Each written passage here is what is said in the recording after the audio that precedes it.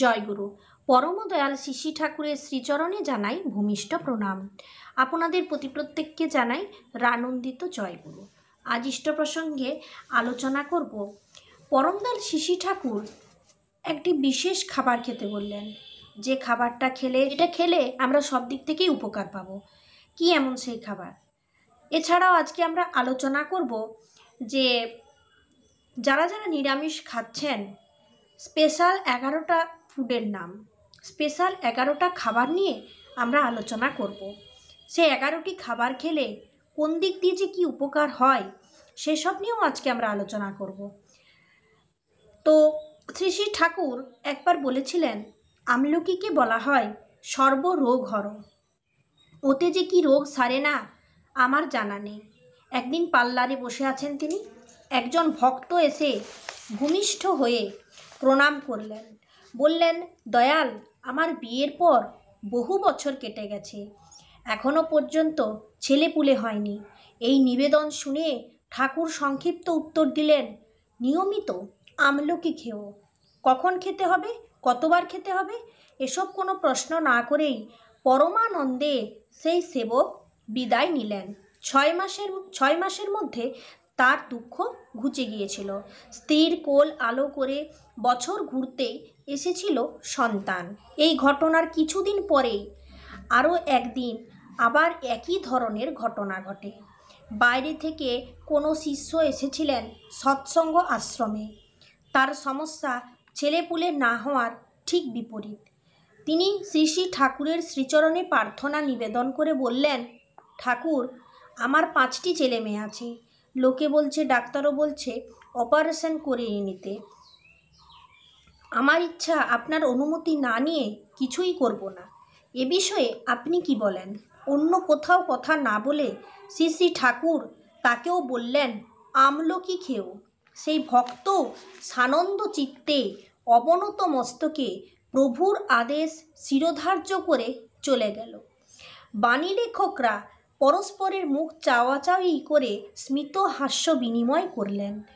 দুই ক্ষেত্রেই একই সমাধান। আশ্চর্য! নিঃসন্তান ব্যক্তির সন্তান প্রাপ্তির জন্য আমলকি সেবন, আবার সন্তান যাতে না হয় তারও নিদানস্বরূপ দয়াল ঠাকুর আমলকি খাওয়ার কথাই বলেছেন। আপনারা কি কোনোদিন শুনেছেন? দেখুন, 5 ছেলে মেয়ে হবার পর, ওই মা তো 5 ছেলে মেয়ে হওয়ার পর এখন আমাদের একটা কিংবা দুটো ছেলে মেয়ে হলেই যথেষ্ট।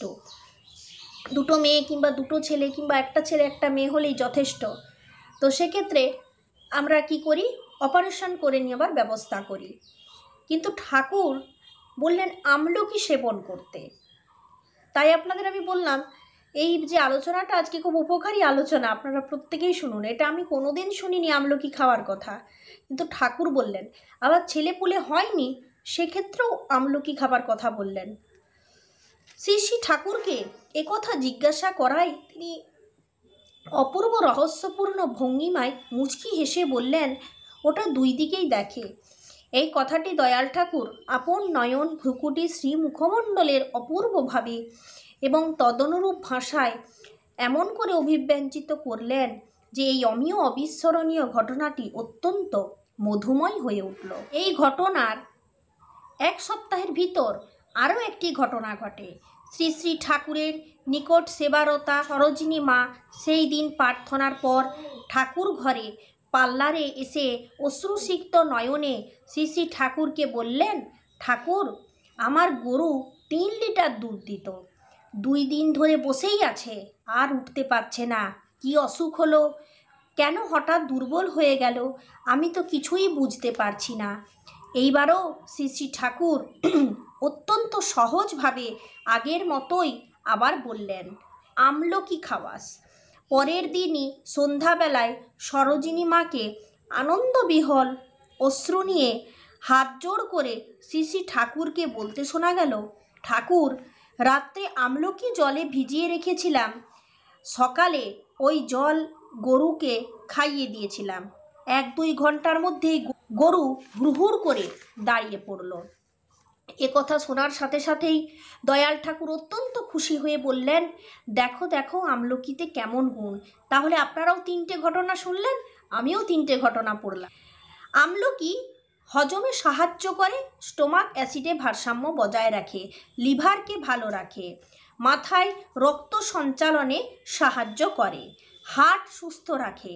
আমলকি ব্লাড সুগার লেভেল নিয়ন্ত্রণে রেখে ডায়াবেটিস প্রতিরোধ করতে সাহায্য করে, কোলেস্টেরল লেভেলেও কম রাখতে বিশেষ ভূমিকা রাখে, শরীর ঠান্ডা রাখে, দেহের কার্যক্ষমতা বাড়িয়ে তোলে।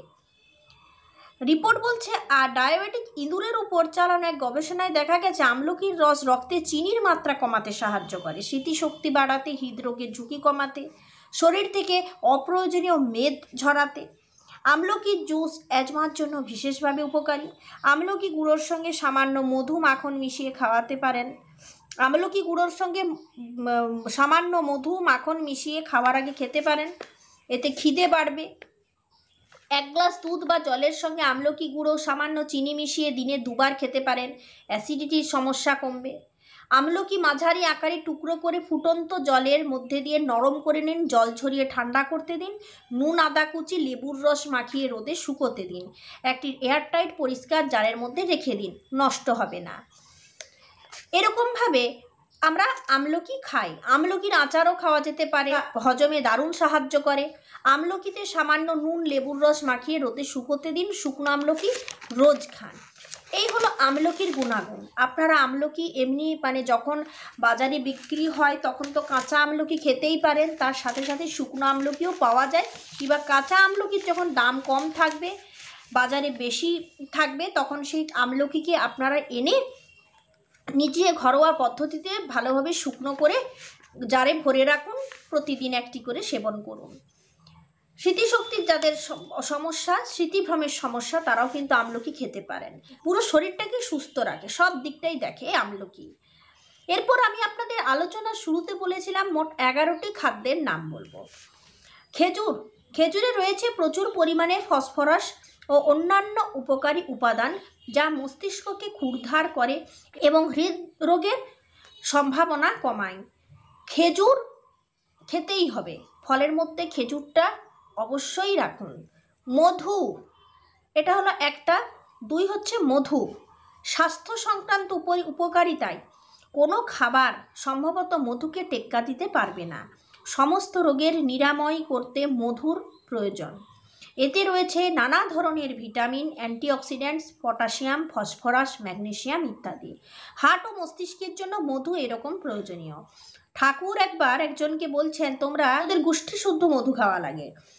3 নাম্বার, কাঠবাদাম, প্রচুর পরিমাণে vitamin B6, antioxidant, vitamin E, omega 3 fatty acid, মস্তিষ্কের ক্ষমতা বাড়ায়, কোলেস্টেরলের মাত্রা কমায়, হার্টকে সুস্থ রাখে। কুমড়ার বীজ, যেটা প্রচুর দাম, যেটা আমরা ফেলে দিই অগ্রাহ্য করে, এটা হচ্ছে 4 নাম্বার। কুমড়ার বীজ যেমন উপকারী তেমনই রয়েছে নানান খনিজ, ওমেগা 3 ফ্যাটি অ্যাসিড, কোলেস্টেরলের মাত্রা। কালো জাম, কালো জামে রয়েছে প্রচুর পরিমাণে অ্যান্টিঅক্সিডেন্ট। লাল আপেল, আপেলের চামড়ায় প্রচুর অ্যান্টিঅক্সিডেন্ট রয়েছে, মস্তিষ্ককে ক্ষুরধার করে। আমাদের তো সবসময় ব্রেন পাওয়ারটাকে আগে বাড়াতে হবে, তাই না? তারপর পেস্তা বাদাম, আখরোট, আমলকি, কালো জিরে, কাঁঠাল বিচি। এই যে কালো জিরে, যেটা উচ্চ রক্তচাপ কমাতে এবং মনোযোগ বাড়াতে বিশেষভাবে সাহায্য করে। কাঁঠাল বিচি দৃষ্টিশক্তি বাড়াতে সাহায্য করে। আমলকির যে গুণাগুণ আপনাদের তা জানালাম। ফাইবার, ভিটামিন সি সমৃদ্ধ একটা জিনিস, যেটা আমাদের প্রত্যেককেই খেতে হবে। আমলকির রস যদি চুলে মাখেন, আপনার চুল কালো কুচকুচে থাকবে। আখরোট খেলে শিরার মধ্যে দূষিত পদার্থ গিয়ে স্ট্রোক ও হার্ট অ্যাটাকের প্রবণতা কমে যায়। এখন আমাদের যে বিশেষ রোগগুলো, সেটা হচ্ছে ব্লাড সুগার, তারপর হাই ব্লাড প্রেশার, হৃদরোগের ঝুঁকি। প্রেশার হলেই আমাদের স্ট্রোক হওয়ার সম্ভাবনাটা থাকেই। তার জন্য এই রোগগুলো আমাদের এই রোগগুলো থেকে আমাদেরকে বেঁচে চলতে হবে এবং বাঁচিয়ে রাখতে হবে। অতিরিক্ত নুন, ঝাল, টক প্রবৃত্তির ইশারায় চলে নিজের তৃপ্তি মতো খাওয়া, তারপর স্টলে স্টলে বাইরের খাবার খাওয়া, অনলাইনে ফুড খাওয়া, এগুলো আমাদের বন্ধ করতে হবে। আপনাদের যে আমি 11টা খাবারের নাম বললাম, এই 11টি খাবার যারা আমিষ খাচ্ছেন তারাও অবশ্যই খান, যারা নিরামিষ খাচ্ছেন তাদের জন্য ইম্পর্টেন্ট খুব। তারা এই 11টি খাবার খাওয়ান। আমরা শুধু ভাবি বা বাড়ির লোকেরাও বলে এখন থেকে নিরামিষ খাচ্ছ, তাহলে বাচ্চারা কি করে খাবার খাবে, তাহলে বাচ্চাদের ব্রেন পাওয়ার কিভাবে বাড়বে, বাচ্চারা তো দুর্বল হয়ে যাচ্ছে, বাচ্চাদের কি করে চলবে, এই নিয়ে সমস্ত কথাবার্তা। তো একটা কথা আপনাদের আমি খুব ভালোভাবে বলে দিই, এই 11টি খাবারের নাম আপনারা প্রত্যেককে শেয়ার করুন, নিজেরা বাড়িতে আনুন। কুমড়া বীজ, যখন কুমড়ো কিনছেন বীজটাকে ভালোভাবে কুমড়ো থেকে পরিষ্কার করে রৌদ্রে দিয়ে তাকে ভেজে খান, কিংবা কুমড়ো বীজের অনেক রেসিপি হয় সেগুলো করে বাচ্চাদের খাওয়ান, নিজেরা খান। এতে প্রচুর পরিমাণে ব্রেন পাওয়ার বৃদ্ধি পায়। কুমড়া বীজের উপকারিতা খুব, কুমড়া বীজ খেলে অনিদ্রা সারে। তার থেকে সবথেকে বড় কথা হচ্ছে মধু, যেটা অল সিজনে আপনারা পাবেন এবং অ্যাভেলেবেল। ভালো মধু সংগ্রহ করুন, মধু খান। ঠান্ডা লাগার প্রবণতা, আমাদের শরীরে বিভিন্ন রকমের সমস্যা দূর করতে, বিভিন্ন অঙ্গতন্ত্রকে কাজ করাতে মধু সক্ষম। পেস্তা বাদাম, আমলকি বাড়িতে এগুলো এনে রাখুন। এই 11 ধরনের খাবারে যে প্রোটিন ভিটামিন আছে, যা উপকার আছে অন্য কোনো খাবারে নেই। তার সাথে তিলটা ঠাকুর বলেছেন ভাতের পাতে রাখুন। তো এই সমস্ত খাবারগুলো অবশ্যই খান। এই রকমভাবে আমি আপনাদের বিভিন্ন তথ্য দিতে থাকবো। যারা যারা নিরামিষ খাচ্ছেন তাদের জন্য খুবই উপকারী এই ভিডিওটা। আপনারা প্রত্যেকেই বাচ্চাদের খাওয়ান, বয়স্কদের খাওয়ান, নিজেরা খান। শক্তি বাড়াতে হবে। থানকুনি পাতা প্রতিদিন খাওয়ার চেষ্টা করুন। থানকুনি পাতার অভাবে থানকুনির তৈরি বড়ি ঠাকুরবাড়ি থেকে কিংবা কোনো কেন্দ্র মন্দির থেকে সংগ্রহ করে খেতে পারেন। আজ এই পর্যন্ত। আপনারা সকলে সুস্থ থাকুন, ভালো থাকুন, ঠাকুরের সেবায় নিজেকে নিযুক্ত করুন। জয় গুরু।